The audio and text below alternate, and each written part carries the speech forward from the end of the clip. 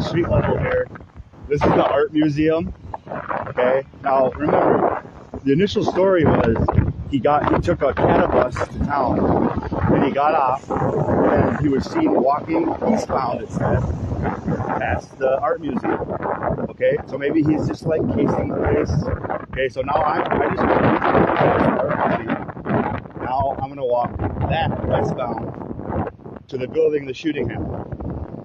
Okay, now police reports say at 8:18, the first call came in to dispatch of the shooting. So let's say at 8:12, the shooting happened. 8:12. Let's say he gets out of the building. 8:14, people are in shock. 2 minutes to call the police. I'd say it would take them less than that to call the police. If you just saw a shooting, it'd be almost instant. Okay, if you see bodies. Okay, so anywhere between 8:12 and 8:18, okay, let's say the shooting occurs in that classroom right there. So gunman was seen, there's reports of it right here, but we still haven't seen surveillance footage from any of these businesses or Michigan State University police, which are in charge of all these cameras. Okay, they're in charge of every single camera on the university campus. Even some buildings that are off campus, that are owned by the university, yes, they are in charge of those security cameras. So let's say he does try to go into this door.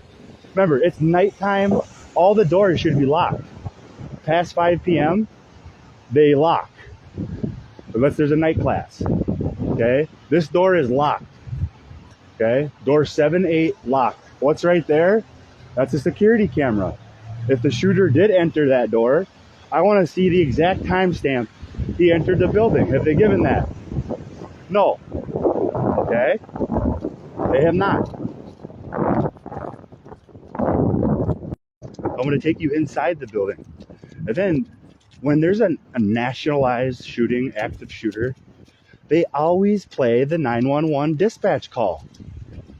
Where is it? Where's the initial call to police dispatch about an active shooter? I want to hear it. I want to hear it. And if you refuse to provide it, now you just said, yep, we committed a lot of crimes. Okay? If you cannot, I'm sorry. That's just common sense. A little kid could figure that out if they were able to tell right from wrong. Okay? Okay, so door 5, 6.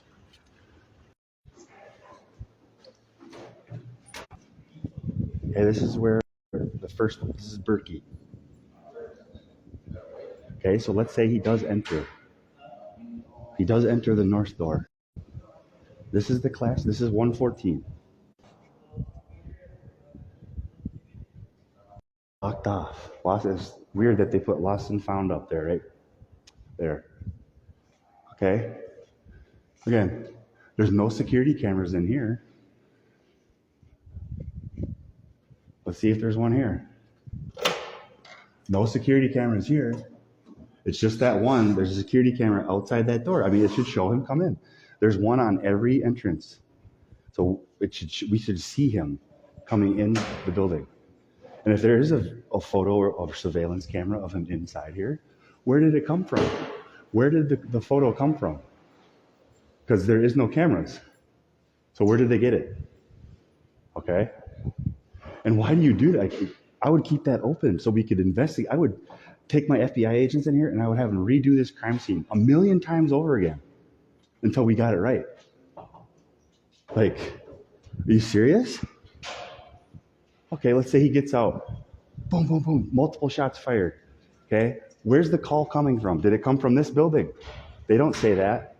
Where did the call come from to police dispatch? 8:20 p.m. They allow another shooting to happen, like a couple blocks down at a separate building. There should have been cops coming in here in the apartment, which is right next to Union. It should have been stopped right away. He should have got out this building. If cops are in this building at 8:20, okay, let's 3 minutes and 5 seconds from here. If there's a school shooting, multiple cops are flying around. Okay?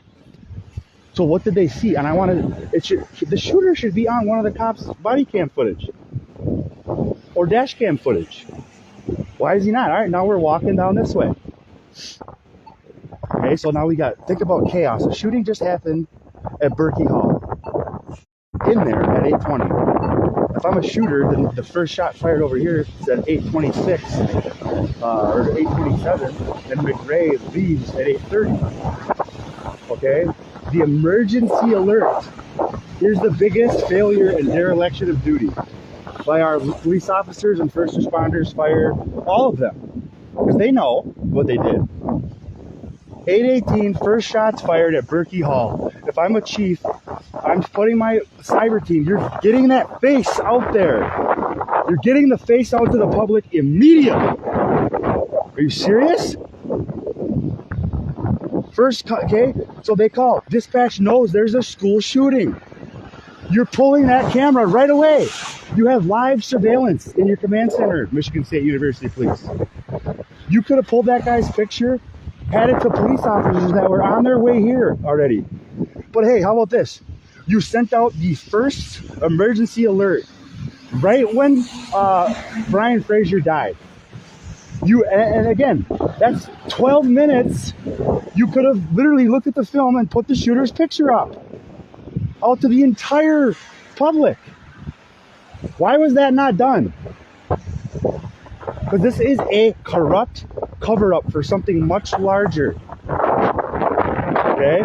Because I knew that from the very first time I read the story. I knew nothing about this shooting. All I did was heard about it. Okay? The first time I read about it was 2 days ago. So that tells me society, a lot of people are involved with this, or you can't tell right from wrong. Like, you don't care about kids being like cold-blooded murdered in the street, in classrooms. So a few rich, powerful, powerful people in this university could keep doing their shit and not get in trouble? No. It's not, I'm not having it anymore. Just treat all these kids, hey, cops, like they were your kids. That's what I try to look at it like. Every one of these kids is my kid. Would you do that to your own kid? I don't think, well, if you do, you have serious mental health problems. I'm serious. The cops that don't want to answer questions about what the police report number is for the shooting, you have mental health issues. Like, you need to get help. Like, the stuff we put on people about their depression and all this other crap. No, the people that don't care about children, that's my biggest problem. That are willing to murder kids so they can continue collecting their blood money. Okay? Sorry. No more. So somehow, shooter gets all the way down here. No picture of him is out yet. 12 minutes. 12 minutes. 8:18 to 8:30, he exits. Could have had his picture out there to all the police. Police don't show up here until 8:31. So where does the shooter go? You know where he goes? It took me an hour to walk.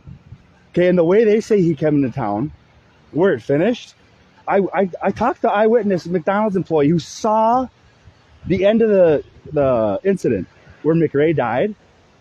He said McRae was running away from cops. He was running away. Now picture yourself running away from cops. That means you're trying to get away from them. The minute, if I'm suicidal, an active shooter, go look at all the active shooters. Okay? They all kill themselves at the scene. As soon as they see cops. Okay? They're closed in, they got no other options. That guy had options. He was in the free running. Like I was at that area. There's a lot of open space that guy could have hid. Like he was going to keep going. So that tells me the cops shot him. So now I'm going to look into his autopsy. I want to see autopsy results for Mr. McRae. I want to see autopsy results for the two young girls that died in that classroom. And I definitely want to see autopsy results for Brian. I want to know what Brian had on him. What was on his computer?